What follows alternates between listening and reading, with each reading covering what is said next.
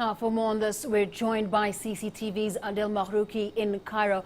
Adel, in April, Judge Mustafa Abdullah, who was presiding over the retrial, recused himself from the case and referred it to the Cairo Appeal Court. Now, what are the issues around the approval of a new presiding judge, and what are the expectations going forward? Well, so far the general expectation seems to be legally all in favor of the former president and his interior ministry. According to many legal analysts and some of the lawyers for the victims' families, they have said that the prosecution did not appeal on the life sentences that both former President Hosni Mubarak and his interior minister Habib Adel have gotten in the last sentence, which means, according to the Egyptian law, that in the retrial, the worst Mubarak could have is the life sentence. However, because the Egyptian law states that no defendant could be harmed from his own appeal, so many expect that the former president could be proven innocent maybe, or get less sentence in prison.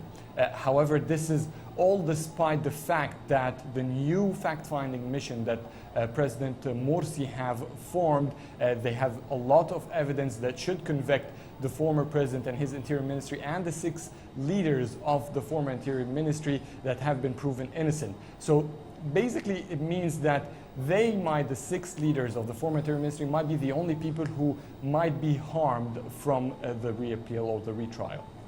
Right now, Adel, as we had seen earlier, Egyptians remain polarized over the outcome of this retrial. What is the mood there ahead of the start of proceedings? Is there any concern around credibility either way?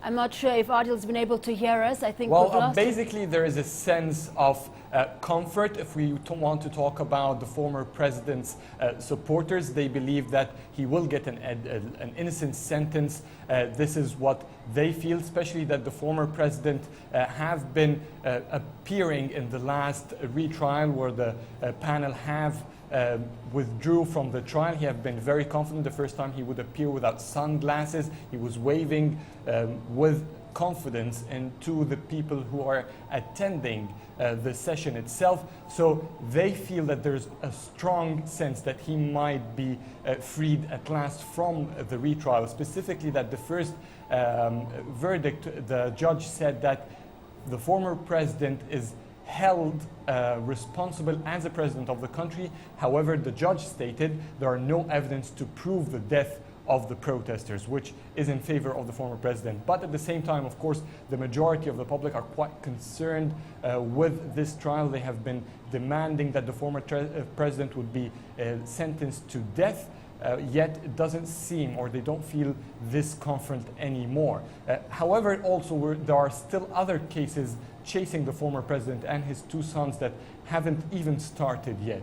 So it is a long battle of a legal battle that will continue in Egypt for several years to come maybe.